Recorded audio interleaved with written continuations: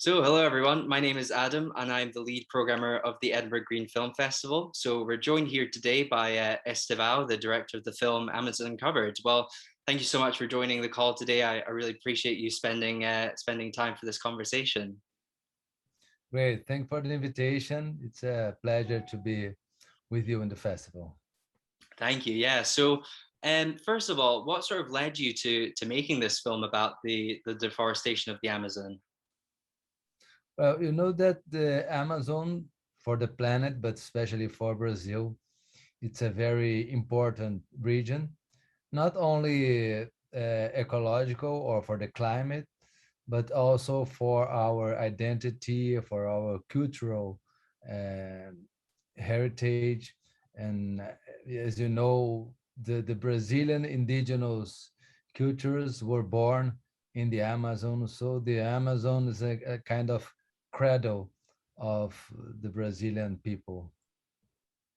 So with this in mind, I went there so many times since 2004, and I met so much interesting people, so intelligent and so smart people living inside the forest. But outside of that, I met an idea that the Amazon should be surpassed or should be something else that she's not, to become something for Brazil and for the world. And that's a very tricky idea, and I believe that it was important to show how deforestation happens in the Amazon and what are the main motivations for that. And if you go deep into that issue, you see that 90 that to 99% of deforestation in the Amazon are illegal. So I had to put on the screen these two visions and the collisions of these 2 points of view about the world, and that's what make me do this film. Yeah, I mean, you sort of touched there about the sort of the industry behind the deforestation. Um, are you sort of personally hopeful that there's like a solution to that issue? The film really focuses on people on on all sort of scales of the industry essentially, and from people who are on the sort of ground level, who's they just don't have any other option other than to sort of take on these jobs, and then you have people who are really sort of profiting off this. And with it being such a huge and profitable industry in Brazil, what do you think there is to actually sort of resolve this problem and sort of dismantle these companies that are really, sort of taking advantage and profiting off it? You know that we have already the solution. We have experienced so many things and successful initiatives in the Amazon. For instance, we had from 2004 until 2012, we have decreased 80% of deforestation in the Amazon. And at the same time, the crops in the region has risen a lot, double or triple the productivity. So we don't want to get into this tricky opposition of production and preservation. We already know what to do about things in Amazon. For instance, we have here experience about let's say green cattle. That says that we have people doing cattle ranch, but decreasing like 80% of the greenhouse gases. So we already know this, how to do. But the thing is that we have a very strong political force inside the Amazon that operates this illegal meat production, illegal soy production, and land grabbing. And it's the people. I mean, they are not the biggest part of the industry, but they are important. And and and we have here something different between the people who exports meat and crops, that they have to be in the law. I mean, they have to have some statements for the international market.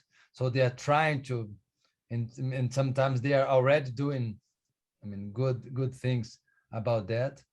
But there is a huge part of the internal market for Brazil, because 80% of the wood uh, from Amazon comes to internal market in Brazil, for São Paulo or for Rio de Janeiro and things like that, and also like that from the meat. So they are informal and they are already operating in these illegal systems that happens in that region. And these people are, they were already strong in Brazilian politics, but nowadays with President Bolsonaro, they are much more empowered, and I could say that they are in the executive power of Brazil. They are, I mean, Bolsonaro supports these people, the illegal mining, the land grabbers, the illegal loggers, in this idea that I told before, the idea that the Amazon should be surpassed or should be something else that it has not been from the last 14,000 years. So the question, for the answer for your question is yes, we have the solution. We already know how to do this. We already done this, but nowadays we are in a very weak situation in cause of the Brazilian political system, a political reality, I would say. Yeah, and then hopefully, if the political situation were to change there, I suppose that might have quite the influence then on a change, a change of politics might bring around, more enforcement and let, would then, somehow cut down on this sort of issue, I suppose. Yeah, it's interesting because throughout these years, and my film especially also worked on that, because the land grabbers were not under, I mean, the land grabbing in Amazon, in Brazilian Amazon, they were not understood, totally understood the size of it, and the importance of it to the deforestation. And our film, and our goal of this film, was to put this on the national debate. And now people know the extension of this problem, and know that they have to face this problem. And also the financial system of Brazil are operating to not finance these groups. So I think that if we change the political situation in Brazil, we got to take out Bolsonaro, and anyone that we put in the power from left to right, because we are now doing this alternative right or the extreme right, but anyone that has any sense of idea, even if it's an economical view of Brazil, they will understand the importance of the forest, the importance of the indigenous peoples, because we are already facing here the drought. So the crops are decreasing the productivity, and also the dams that produce energy and water for the big cities of Brazil are suffering. So people understand that we cannot deforestate anymore Brazil. So I hope we can achieve that, to change the situation and start doing something with good things in mind for the Amazon region and for its population, for sure. Absolutely. And I wonder, maybe this is a hard question to answer. Obviously I'm so far away from Brazil. I'm based in Edinburgh in Scotland. What Yeah. do you think there's anything that people around the world can do to sort of assist in the fight that these people have against, Brazilian authorities, against this deforestation? Because at the end of the day, it will impact everyone, and we're sort of seeing that as a result of, catastrophic climate change. and with the Amazon being such a huge part of the world's production of oxygen, and the sort of imbalance that comes from from destroying that, what do you think that people around the world could potentially sort of do to assist that fight, really? Well, Adam, you know that the Amazon or the world would be catastrophic without the Amazon. It would be much more than 2 or 3 degrees Celsius. But the thing is that also the Amazon will not survive with the production of greenhouse gases in the developed world, in Europe or in the United States and China. So we are on the same side. I mean, we have to cut down the deforestation and the emissions of CO2 to the atmosphere from the Amazon, but also you need to cut out your emissions with all your vehicles and all your factories and all that. So actually we are on the same side, and if you already can achieve that, would be good for everybody, and for sure will help to save the Amazon. That's great, perfect. Well, um, sort of moving on a bit, what did you find? Did you find or encounter some sort of challenges or at all during the production of this film? I mean, you sort of really exposed quite a lot of people in this, and through sort of phone conversations with really revealing, conversations. Was there any backlash from that? What's the sort of reception around that being, in Brazil?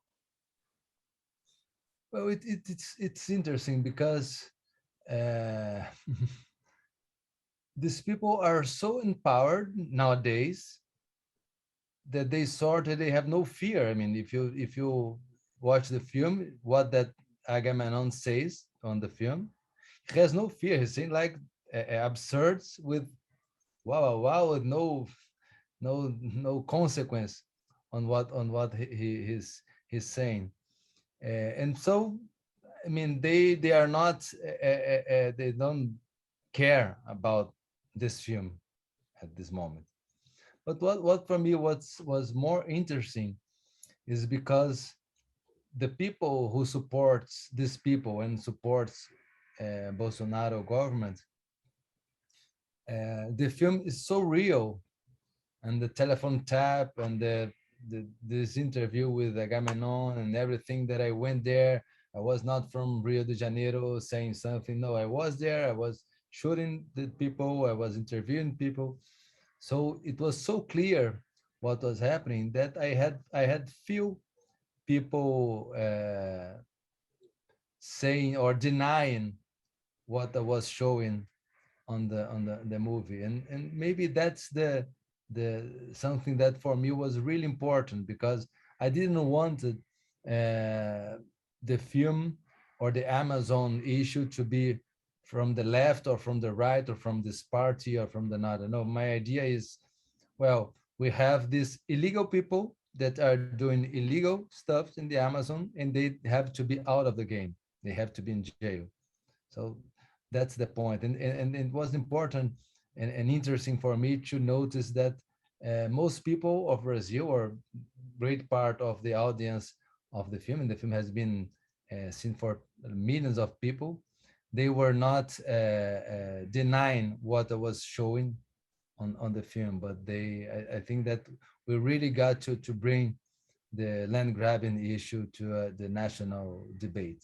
So for me was, and also uh, my great fear was to expose the indigenous peoples to something that could hurt them or risky their lives. But great, thankfully this didn't happen. And also the chief, the cacique, the chief, the leader of the tribe, he was so exposed on the national prime time TV, free TV, that even if people want to do something about him, they will think about it twice, because I mean, suddenly he became a national personality. and they could not do something to him. So in the end, we had a very very great results on this film. Yeah, that's amazing. So sort of when I've been researching or sort of looking into about the film, I discovered that your production studio Pandora Films, it's operating in a carbon neutral fashion. Especially when you talk about how important it will be for the Amazon and obviously the world for everyone to decrease their carbon output. Um, how exactly does your company achieve this? We are actually sort of doing a few conversations throughout our festival about this exact topic. So it was really interesting to see that the film studio that you work for, that you work with, um, is also doing this. So I was wondering if you could sort of talk about that a little bit more, and what sort of led to this decision about it, essentially being carbon neutral. Okay, Pindorama is my production company. The name means lands of the palms, so that's how the Brazilian region were known, like the tropical part, nah? So it's this place, and it was founded to our first TV show was a show that ran for 18 years, from 2000 until 2018, about trees. We had each half an hour about one species. So we did like 150 programs about 150 trees. We shot this all around Brazil and in Japan to shoot the sakura, in Africa, the baobab and other trees. In France, we shot the show also. So I got really in touch with this the reality of the forest and the reality of also of the deforestation. And in 2007, with the first IPCC report about the global warming and the climate changes, I decided to make a partnership with an NGO in Brazil that plants millions of trees. And we started this partnership uh, calculating the CO2 that were produced in our studio and in our productions also. And since then, we started planting trees, planting trees, planting trees, and became at this first time like something that I already knew the importance of the forests and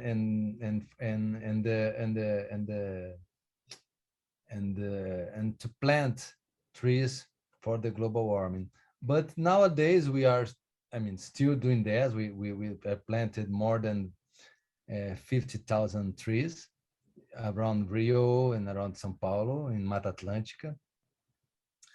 But now it showed me something else other than the climate change, that is the the intelligent and the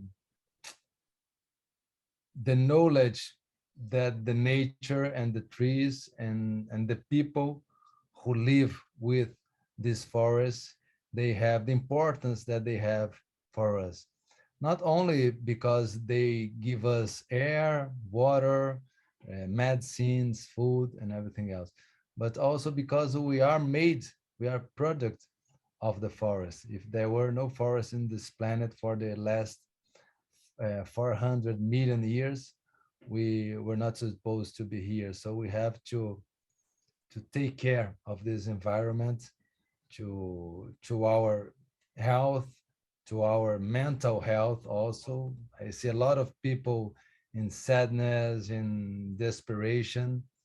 And I mean, if you have a relation with nature, and I say to you, close your eyes and imagine the best place for you and you'll see that this best place is something outside. And, and now we have this these two combined things. One is to be a good practice in the market. Say, okay, we are planting trees, we are neutralizing our carbon emissions, but also this is not only important for our planet, but also for all humanity and for our health and for our mental health also. Wow, that's yeah. I couldn't agree more. Well, thank you so much for joining me on this call. And I hope really, I really, really hope that people in Edinburgh, get a chance to watch your film Great. and hopefully can find some, some inspiration behind it.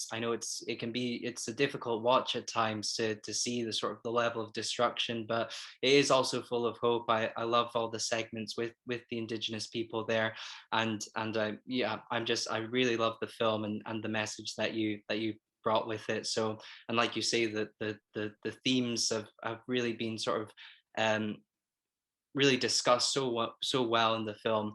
And yeah, I just want to say thank you for letting us show the film, and like I say, I hope that people here really really enjoy it as much as I did.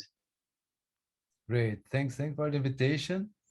And let's go on together Yeah. always. Absolutely. Okay, thank you. Okay, Adam, thank you.